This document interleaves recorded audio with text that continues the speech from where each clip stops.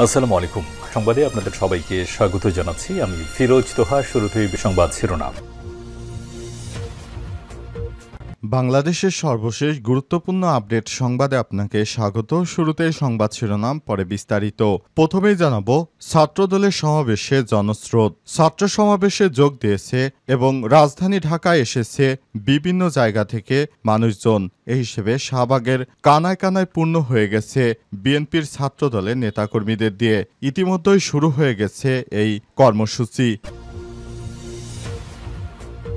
এরপর জানাবো, সিইসির সঙ্গে সাক্ষাৎ করতে ইসিতে এনসিপির 4 সদস্যের প্রতিনিধি দল। জাতীয় নাগরিক পার্টি এনসিপি 4 সদস্যের একটি প্রতিনিধি দল প্রধান নির্বাচন কমিশনার সিইসি এএমএম নাসির উদ্দিনের সঙ্গে বৈঠক করছেন। আজ দুপুর 12:30টায় রাজধানীর আগারগাঁয়ে নির্বাচন ভবনে এই বৈঠক শুরু হয়েছে।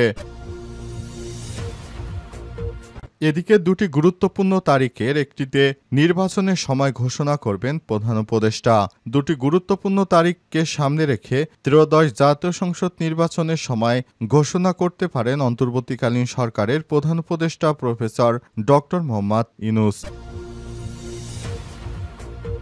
এদিকে এক দফা ঘোষণার ঐতিহাসিক ৩ আগস্ট ৪৮ ঘণ্টায় শেখ হাসিনার স্বৈরশাসনের শেষ অধ্যায়। আজ ঐতিহাসিক ৩ আগস্ট জুলাই অভ্যুত্থানের এই দিনে কেন্দ্রীয় শহীদ মিনারে লাখো জনতার সামনে এক দফা ঘোষণা করে বৈষম্যবিরোধী ছাত্র আন্দোলন, যার ৪৮ ঘণ্টার ব্যবধানে গুড়িয়ে যায় স্বৈরাচারী শেখ হাসিনার মসনদ। এবং সর্বশেষ জানাবো, রাষ্ট্রের প্রত্যাশা থাকবে শেখ হাসিনা যেন সর্বোচ্চ সাজা হয় বললেন অ্যাটর্নি জেনারেল। শেখ হাসিনা যে ধরনের অপকর্ম করেছে তাতে করে রাষ্ট্রের একটি দাবি থাকবে যে শেখ হাসিনার যেন সর্বোচ্চ শাস্তি হয়, কারণ তিনি শিক্ষার্থীদের যেভাবে হত্যা করেছেন সেটা কোনোভাবেই গ্রহণযোগ্য নয়। প্রিয় দর্শক, এতক্ষণ শুনছিলেন সংবাদ শিরোনাম, এবারে বিস্তারিত। তবে তার আগে বন্ধুরা, অনুরোধ থাকবে এই সংবাদটিতে একটি লাইক দিন। এই চ্যানেলে আপনি নতুন হয়ে থাকলে আমাদের সংবাদ দেখতে দেখতে চ্যানেলটি সাবস্ক্রাইব করে রাখুন। কমেন্ট করে বন্ধুরা আপনার মূল্যবান মতামত জানিয়ে দিন আপনি বিশ্বের কোন দেশ থেকে বা বাংলাদেশের কোন স্থান থেকে আমাদের সংবাদটি দেখছেন এবং শুনছেন। আর বন্ধুরা, এই সংবাদটি আপনার সোশ্যাল মিডিয়া ফেসবুকে শেয়ার করে বন্ধুদেরও দেখার সুযোগ করে দিন। এবারে বিস্তারিত। ছাত্রদলের সমাবেশ শুরু হয়েছে।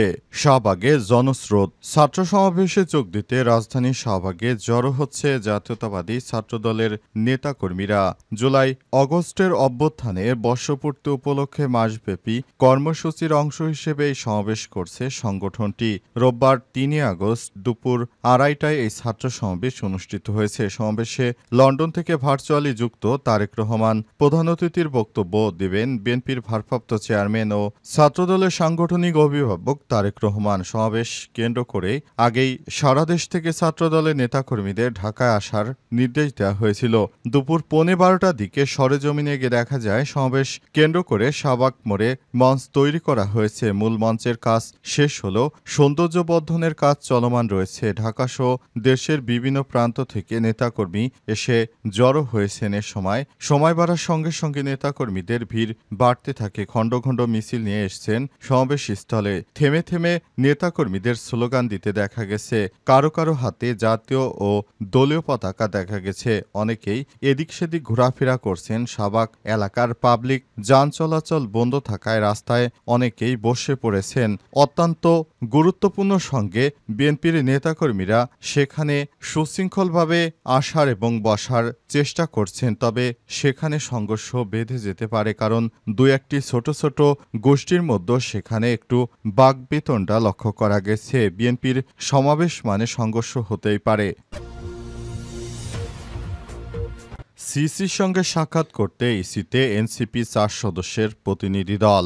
জাতীয় নাগরিক পার্টি এনসিপি 4 সদস্যের একটি প্রতিনিধি দল প্রধান নির্বাচন কমিশনার সিইসি এএমএম নাসির উদ্দিনের সঙ্গে বৈঠক করেছেন। আজ ৩ আগস্ট দুপুর 12:30টায় রাজধানীর আগারগাঁয়ে নির্বাচন ভবনে এই বৈঠক শুরু হয়। প্রতিনিধি দলের নেতৃত্ব দেন এনসিপির মুখ্য সমন্বয়ক নাসির উদ্দিন পাটোয়ারি। তার সঙ্গে ছিলেন দক্ষিণাঞ্চলের মুখ্য সংগঠক হাসনাত আবদুল্লাহ, শারজিস আলম সহ খালেদ সাইফুল্লাহ এবং যুগ্ম সদস্য সচিব জহিরুল ইসলাম মুসা বৈঠকে এনসিপির নিবন্ধন আবেদন সংশোধনের জন্য প্রয়োজনীয় কিছু কাগজপত্র জমা দেওয়া হয়েছে। নির্বাচন কমিশনে দেয়া সময়সীমা অনুযায়ী আজই এসব সংশোধিত নথি জমা দেওয়া শেষ দিন ছিল।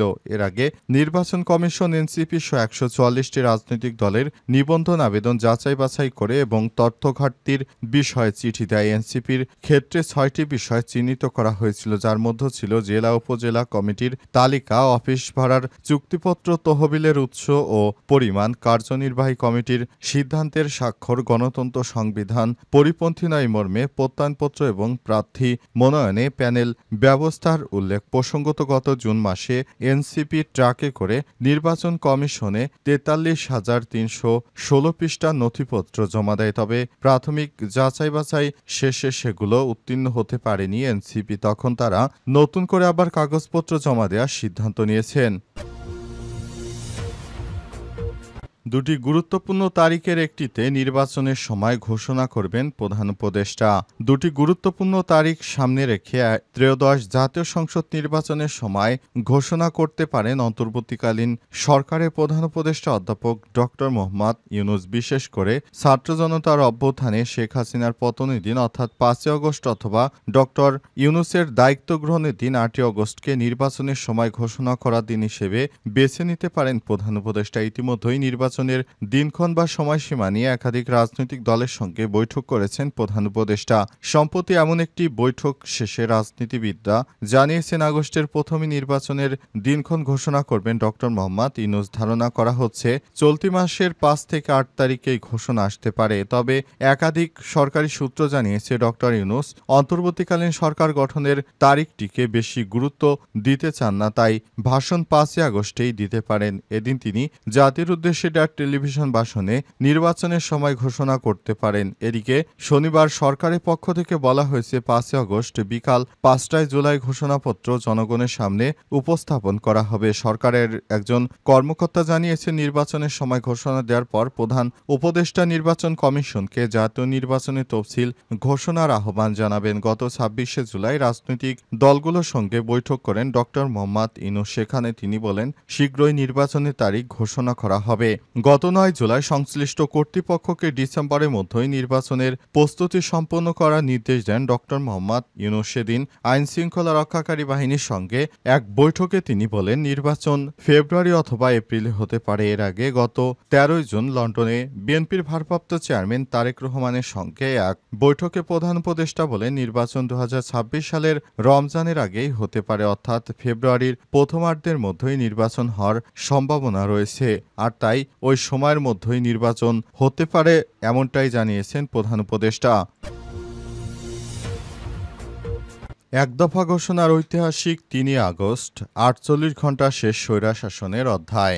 আজ ঐতিহাসিক ৩ আগস্ট জুলাই অভ্যুত্থানের এই দিনে কেন্দ্রীয় শহীদ মিনারে লাখো জনতার সামনে একদফা ঘোষণা করে বৈষম্য বিরোধী ছাত্র আন্দোলন, যার ৪৮ ঘণ্টার ব্যবধানে গুড়িয়ে যায় স্বৈরশাসকের মসনদ। স্মৃতির শহীদ মিনারে সেদিন ঝলসে উঠেছিল দ্রোহের আগুনে। মিনার চত্বরে সীমানা ছাড়িয়ে লাখো কণ্ঠ ক্ষুব্ধ উচ্চারণ ছড়িয়ে পড়েছিল দেশের প্রতিটি প্রান্তে। ২৪-এর কোটা বৈষম্য বিরোধী আন্দোলন দমাতে গিয়ে নির্বিচারে হত্যাযজ্ঞের পর ঘটনা পরস্পর যে সরকার পতনের পথে এগোচ্ছে তা স্পষ্ট হয়ে ওঠে জুলাইয়ের শেষ সপ্তাহে।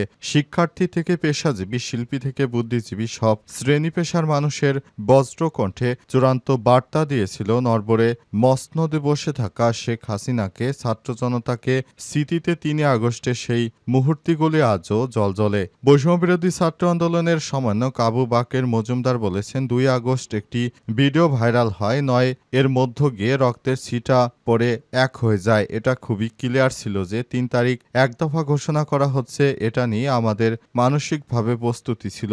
স্টক হোল্ডারদের সঙ্গে আমাদের ওই কমিউনিকেশন ছিল। ৩ তারিখ মূলত জনগণের মধ্যে এসে জনগণের ভাষাটাকে নাহিদ ইসলাম কালেকটিভলি প্রকাশ করেছেন। জাতীয়তাবাদী ছাত্রদল কেন্দ্রীয় সংসদের যুগ্ম সাধারণ সম্পাদক ফারহান আরিফ বলেছেন এক দফার ঘোষণা দেওয়ার পরে আমরা সবাই মোটামুটি নিশ্চিত হয়ে যাই যে এখান থেকে আর সরার কোনো জায়গা নেই। যত রক্তপাত হোক আর যাই হোক না কেন শেখ হাসিনার পতন ঘটিয়ে আমাদের এখান থেকে বাসায় পৌঁছাতে হবে। এরপরই মাত্র ৪৮ ঘণ্টার ব্যবধানে স্বৈরাচারের মসনদ ভেঙে পড়ে।